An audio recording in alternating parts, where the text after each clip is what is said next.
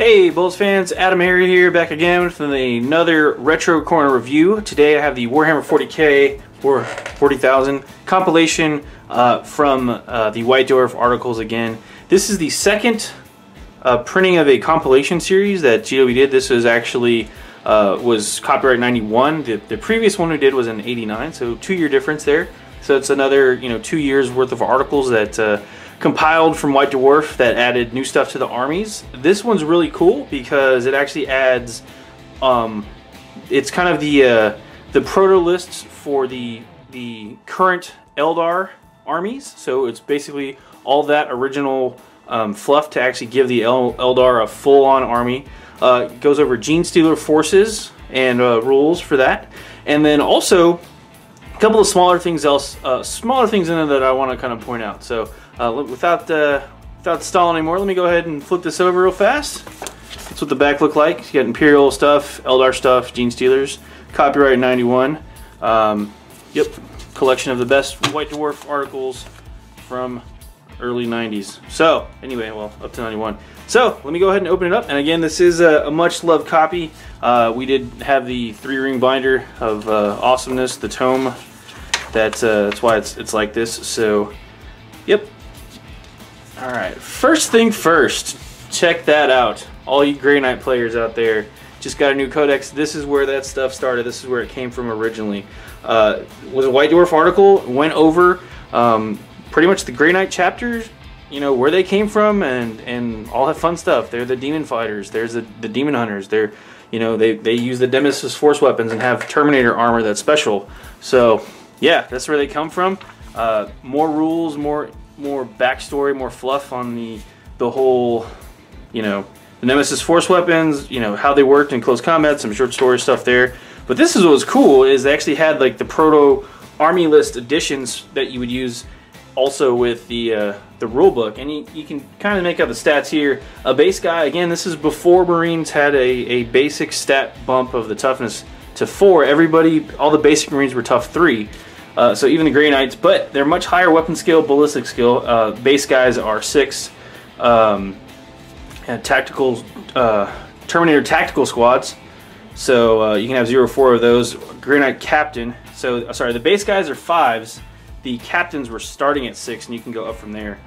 Major hero was 600 points. Heroes 450. A champion was 300, and then they went down from there. So there are different psychic abilities they had, and all that fun stuff. So pretty cool stuff. They also introduced the first time the Cyclone rocket missile launcher for 40k, and how that worked, and all the different rules and stuff they did. Catastrophic launch table. We love those misfires. This is also where they introduced Thunderhammer and Lightning Shield, or Thunderhammer, Storm Shields, and Lightning Claws for the first time. So I don't know if everyone watching is familiar with how the old armor systems works, but basically Terminator armor, for instance, was like a 3+ on 2d6, unless you had core armor. But anyway, weapons modified your armor save. So for instance, the Thunderhammer was a -5 to that save. Lightning Claws were also a -5.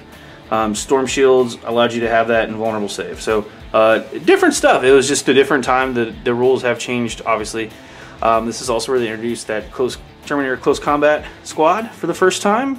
So that's the proto list. Again, you see that now is very common. This is where it all came from. Terminator captain again.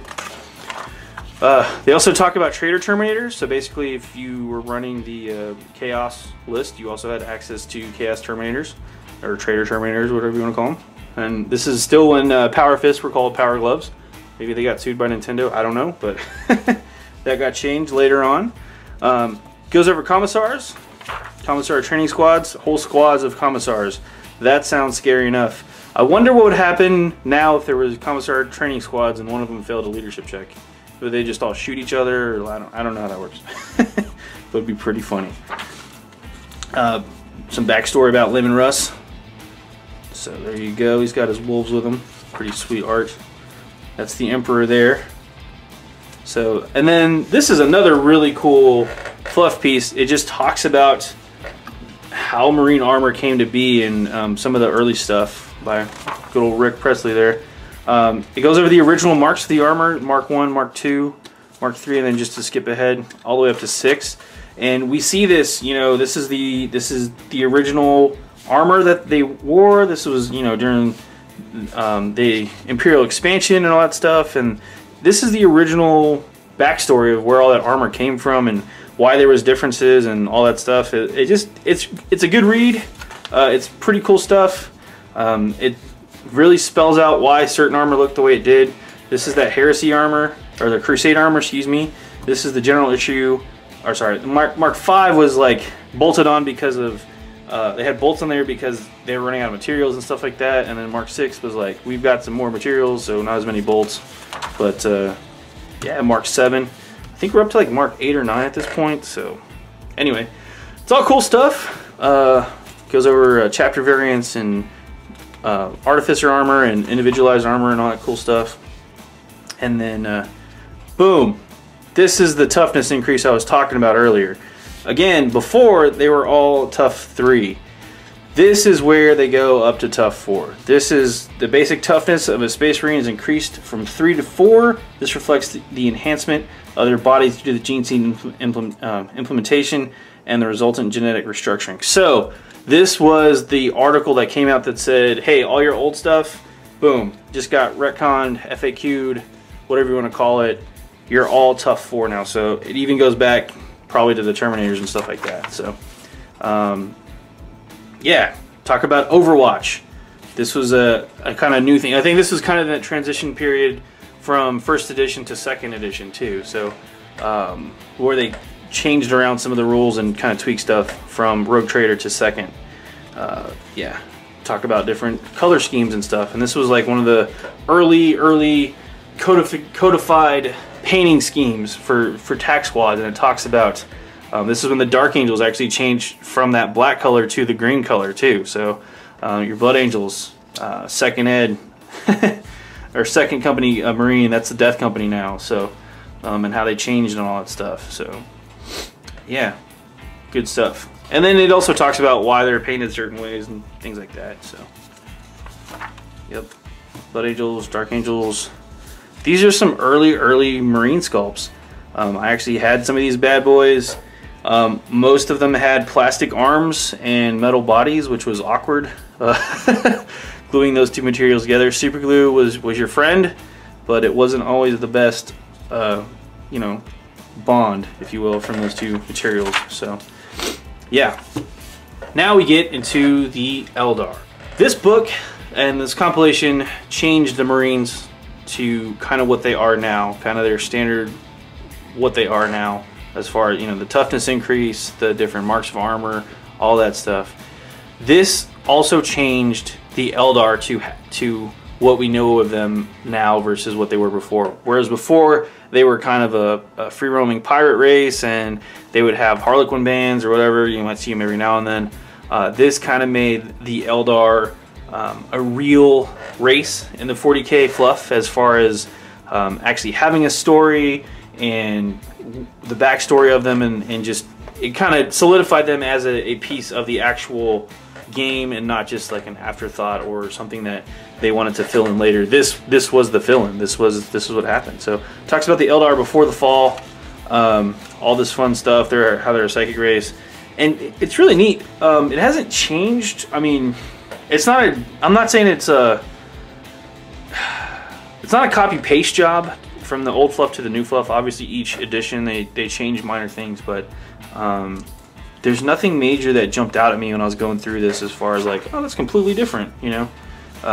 Spirit Sons are the same, Psychic Engineering. Obviously, if you look back, if you want to compare specific units, Wraith Guard are completely different. They no longer have to have a Warlock nearby or whatever, but anyway, you know where I'm going with this. It's very similar. That this was the early step in that direction, so it's pretty cool.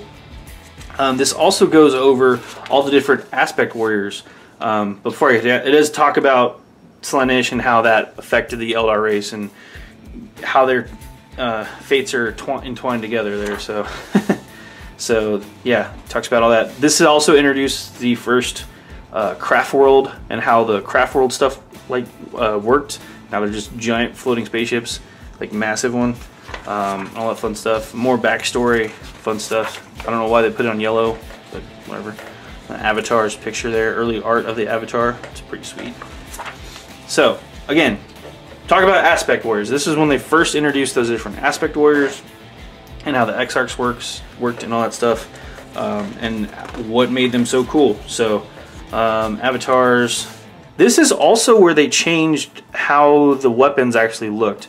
If you go back and check out any of the previous Retro Corner reviews when we talked about Eldar weapons, specifically Shuriken cannons or Shuriken catapults or anything like that, they looked like kind of space age crossbows in a lot of ways. They were very, very big and broad and had like a big triangle at the tip, and they just had this really round kind of turbine looking thing for the ammo. I don't know. This is where they start changing them. This is where they gave the Eldar that sleeker, more narrow weapon look that they have now, which this is what we're all familiar with, right? More on Seers, Warlocks, Farseers, other paths. This is what I was talking about. The Shuriken catapult has changed quite a bit.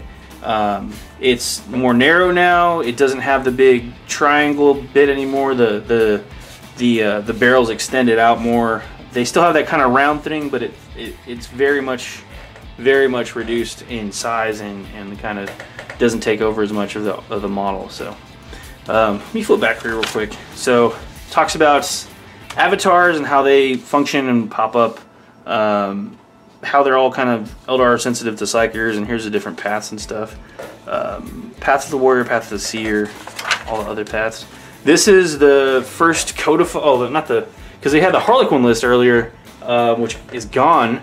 I guess this is the first kind of complete compiled Eldar list that it looks anything like what we have now. So aspect warrior squads, so aspect, all that fun stuff. Exarchs, the Avatar. He's still a boss. It's weird.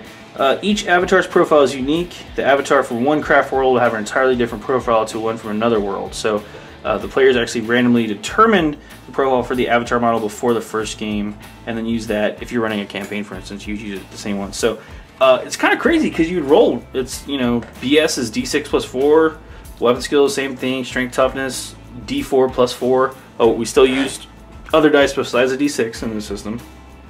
So yeah, pretty crazy.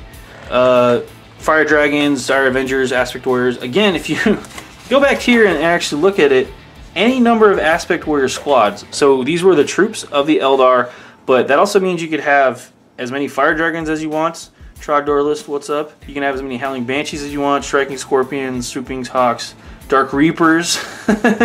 Yeah, can you imagine a whole army of Dark Reapers? It's bad times if you're a walking Marine army, that's for sure. With no cover anyway. Yeah, Howling Banshees, Striking Scorpions. We talked about all the different stuff that made each one unique. Reaper squads, Swooping Hawks, Exarchs, Warrior Powers, Warlocks. They were kind of crappy, I'm not gonna lie. Weapon skill 2, BS 2, whatever. 1 wound, tough 3, strength 2. They were definitely relying on the psychics to carry the day for those poor guys. So they've changed since then. Yeah, cool art. Just want to call that out. I mean, these look like sketches from somebody's sketch pad, and they were just transposed over. So pretty sweet.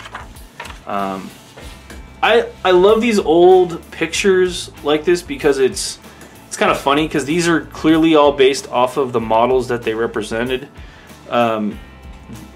There's not a lot of artistic flair to these bad boys. Like if you had 2nd edition Fire Dragons, this is exactly the pose they were in. This is exactly what they look like. Dark Reapers, I still have some of these guys. They look exactly the same. Obviously, pose wise, not paint job wise, because yeah. But it's just funny. So, Farseers. Oh, psychic. Or sorry, they had runic powers, not exactly psychic. Whatever. So they still had battle. They had fate. They had doom, mind war, which is pretty mean. Death mission. Again, if you look at the Eldar psychic powers, you'll see a lot of this stuff repeated over and over and over and over. Maybe tweaked for the current edition, but it's pretty cool. Harlequins, still part of that. Last time, or one of the previous Retro retro corners I did, we talked about the Harlequin list. Harlequins are still in there. People still want that list to come back. So, Eldar Guardians, super cheap too, 60 points per squad. And let me see if I can find a squad number 5 Eldar. Yeah, and costs 60 points. Each Guardian squad is 5 Eldar. Yeah, so yeah, pretty cheap. 12 points a dude. Yeah, support teams. Again, that's what I'm talking about. That's that Fire Dragon. Look, guys, I'm not even joking. They're the same pose. It's almost the exact same color scheme too. That's just how they rolled. So, yeah, fun times. Aspect Warriors. Yeah. So that was the Eldar. I'm gonna jump into the Gene Stealers now. Gene Stealer cults. Holy crap! Just craziness. This picture is awesome because it shows you the Magus, and then you see the different generations of Gene Stealers. Yeah, 3rd gen, 2nd gen. It's pretty crazy. Gene Stealers, I don't even know how to describe them, man. They're obviously like alien, Tyranid, early prototype, but Tyranids were almost different. You know, I don't think they really solidified the Nids were Gene Stealers until later on. The Gene Stealers were kind of the standalone, like, you know, subversive cult thing, like where they come from, they're psychic things that are convincing people to join them and all this other stuff. So, yeah. This is a cool diorama by Mike McVeigh. Pretty sweet. Gene Stealer cults in battle. Love this page so much because there's those early limos. Coven limousines. Complete cult army along with 2 Coven limousines. Yeah, the pimp rides before we knew what that was. Pretty nuts. Gene Stealer cult army. Again, Magus armed with a lasgun and force sword because they're psychers. This is a conversion actually. You had a Khorne worshipping beastman. I don't know why that's in there, but there you go. You could have Khornate Gene Stealers. Kind of scary if you think about it.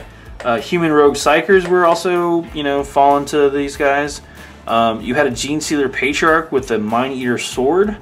So where did those go? That's what I want to know. Why can't my Gene Stealers have extra weapons or, you know, whatever now? So Khorne worshipping beastman, another one. 2nd generation hybrids, Brood Brothers.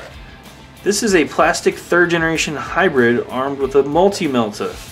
Can you imagine that? Ambushing Gene Stealers with a random multi-melta? Yeah, I'd play my Nids again. Heck yeah. It goes over Gene Stealer physiology.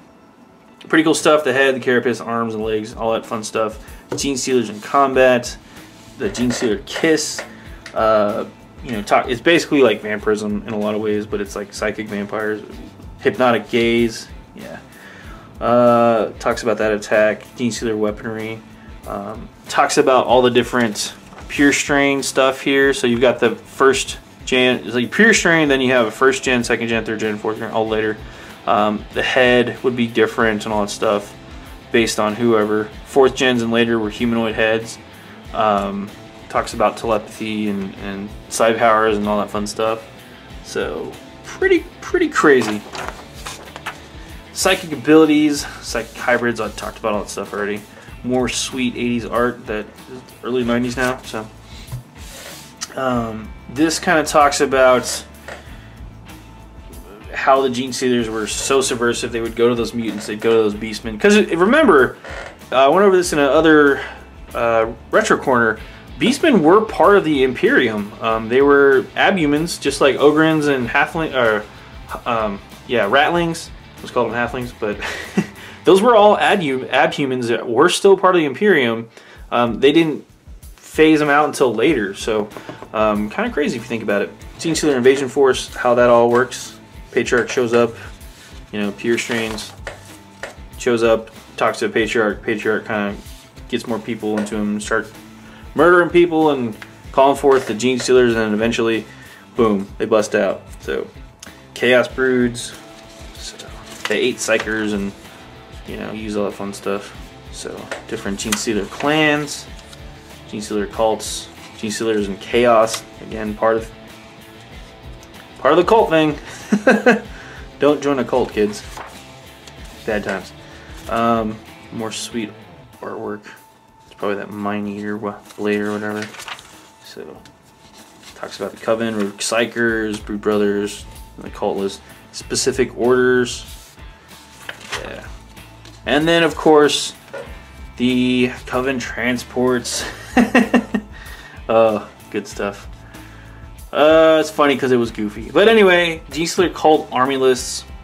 Any number of Genestealer covens at 300 points each. You can have a Patriarch, one Patriarch, one Magus, D6 pure strains, D6 hybrids. Pretty nuts. At 300 points each. So, yeah, just all the different stuff. You have the Genestealer Magus, the pure strains, hybrid initiates, chaos rewards, all this fun stuff. Coven limos, you can have up to 3 of those bad boys. Pimp cars driving around. Miss those. I wish they'd bring those back. So, anyway, Beastmen, mutant bands, summoned demons.